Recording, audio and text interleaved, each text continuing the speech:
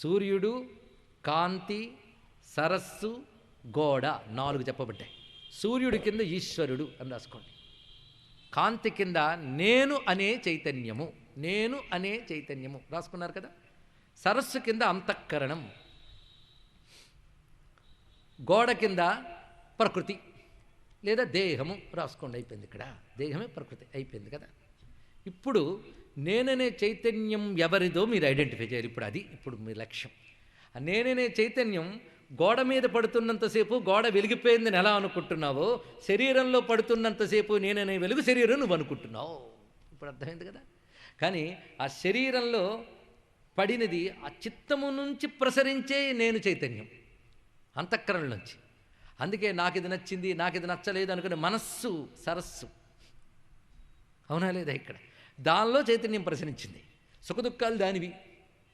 సరస్సు కదలికలు సరస్సు అయినట్లుగా సుఖదుఖాది చలనములు అంతఃకరణానివి. ఇప్పుడు తెలిసింది కదా. కానీ ఇందులో ప్రసరిస్తున్న వెలుగు మళ్ళీ వాడి నేననే చైతన్యం ఇది ఎవరిది? సూర్యుడిది అయినట్లుగా ఈశ్వరుడిది. ఆ కాంతి ఎక్కడ కదిలిపోయిందండి?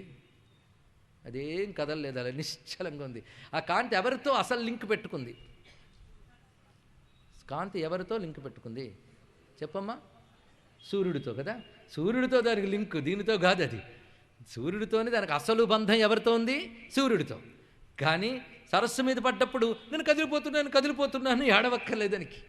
గోడ మీద పడ్డప్పుడు భలే డిజైను, భలే రంగు అని కాంతి మురిసిపోక్కర్లేదు. గోడ మీద పడిందంతే, సరస్సు మీద పడింది అంతే. ఈ కదలికకి కదిలిపోకూడదు, ఆ గోడకి కదిలిపోకూడదు. ఇంకో భయం, ఈ గోడ పగిలిపోతే నేనేమైపోతానో అని కాంతి అనుకోకూడదు. ఇప్పుడు ఆలోచించండి. ఇక్కడ గోడ పగిలిపోతే నేనేమైపోతానో అని కాంతి అనుకుంటే దాన్ని ఏమంటారు? అజ్ఞానం అనేదరు. దానికో మళ్ళీ టర్మ్ వెతకక్కర్లేదు. గోడ పగిలిపోయినా కాంతి ఏమీ కాదు, సరస్సు ఎండిపోయినా కాంతి ఏమీ కాదు. ఎందువల్ల? ఆ నేననే కాంతి గోడది కాదు, సరస్సుది కాదు. ఎవడిది? సూర్యుడిది. వాడికి ఏమీ కాదు. కానీ ఈశ్వరుడిదైన నేను చైతన్యం అంతఃకరణలో పడినప్పుడు అంతఃకరణ వికారాలు నేను కంటగట్టి నేను దుఃఖిస్తున్నా, నేను బాధపడుతున్నా, ఏడుస్తున్నాను.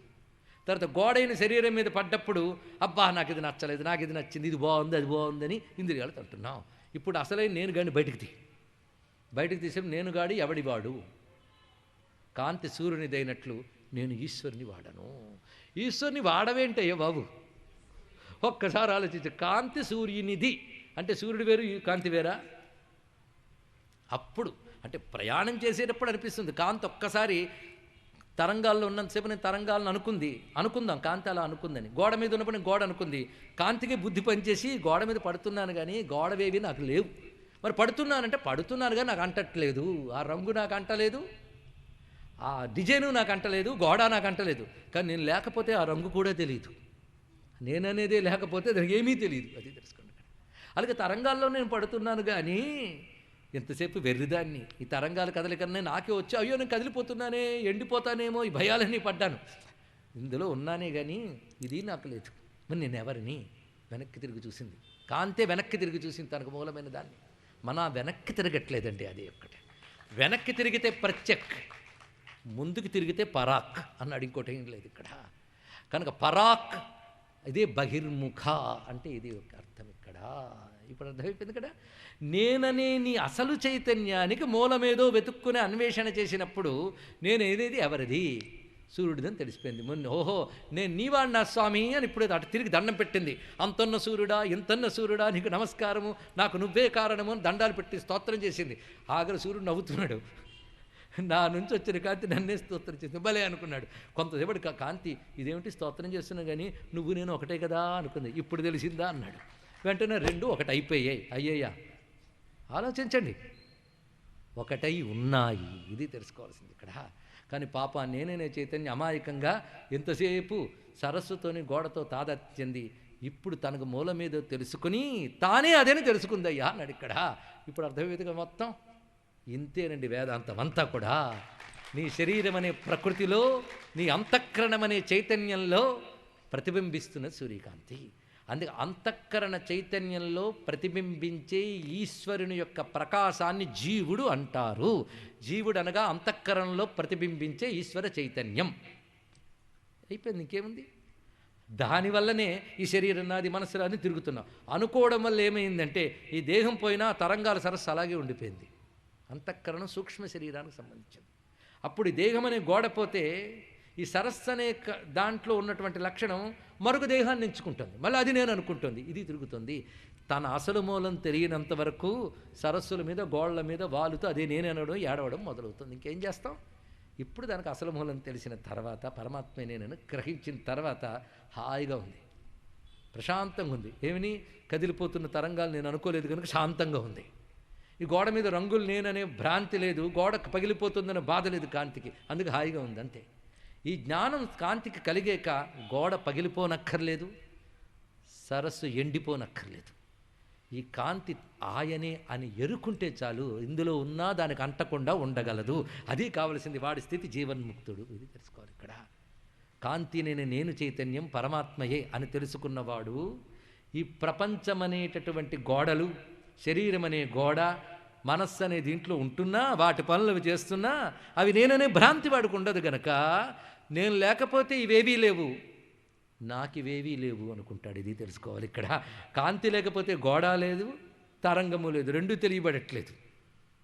కానీ తనకి ఆ రెండు వికారాలు లేవని తెలుసుకుంటాడు. అందుకే శరీరంలో ఉన్న, అంతఃకరణలో ఉన్న, ప్రపంచంలో ఉన్న తనకి ఈ వికారాలు ఇవి లేవని తెలుసుకుంటాడు. ఎప్పుడైతే నేను కాంతి ఇందులో ప్రతిఫలించేటువంటి సూర్యుడి వేరు, ఆ సూర్యుడి వేరు అని రెండుగా చూస్తామో అది ద్వైతం. తెలిసిపోయింది కదా. పైవాడు గొప్ప జ్ఞాని కనుక చూపిస్తాడు కూడా మీకు. సరస్సులో ఒక సూర్యుడిని, ఆకాశంలో ఒక సూర్యుడిని చూపిస్తాడు వాడు మీకు.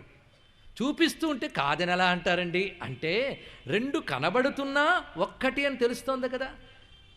కనుక వేరు కనబడుతున్నా వేరుగా భ్రాంతి చెందకు. కనుక కనబడేదే సత్యం కాదని అప్పుడు రుజువైందా లేదో తెలిసింది ఇక్కడ. కనబడేదే సత్యమైతే సరస్సులో సూర్యుడు, ఆకాశంలో సూర్యుడు సత్యం కావాలి. కానీ వాడు రెండు చూపించినా నీ వివేకంతో ఒకటే అనుకుంటున్నావు. నువ్వు ఒకటి అనుకోవడం వల్ల ఒకటి కనిపించట్లేదు, రెండే కనబడుతున్నాయి. ఇప్పుడు అర్థమైంది కదా. అయినప్పటికీ రెండు కనబడుతున్నా వాడు ఒకటే అని కనబడుతుంది. అలాగే జీవుడు వేరు, ఈశ్వరుడు వేరుగా కనబడుతున్నా వివేకికి రెండు ఒకటిగానే తెలుస్తుంది. ఇది తెలిసిన తర్వాత మొదటి ద్వైతం అయిపోయింది కదా. ఈ కాంతి తిరిగి పరమాత్మ వైపు తిరిగి, నీలో ఒక అంశని నేను దీనివైపు వాలి తిని నీకు నమస్కారము, నువ్వెంత నేనంత, నువ్వు అనంతమైన అఖండాకాశంలో ప్రకాశించేవాడివి, నేను ఈ సరస్సుల మీద వీటి మీద వాలేవాడిని, ఆ కాంతి నేను అనుకుంటే ఇంకా భేద దృష్టి ఉంది. కానీ వాడు కనీసం గోడ సరస్సు దాటి ఆలోచించాడు కనుక కొంచెం విశిష్టంగా ఆలోచించాడు. వాడు ఇక్కడ అంశమాత్రంగా భావించాడు. కానీ మరొకంత పై వాడు ఉన్నాడు. నేను వీటి మీద వాటి మీద పడ్డా కాంతి నేను వీటికి దానికి అంటుకోలేదు, నేను అంటుకున్నది నిన్నే, నువ్వే నేను అనుకున్నాడు. వాడు అద్వైతి అయిపోయిందండి ఇక్కడ మొత్తం.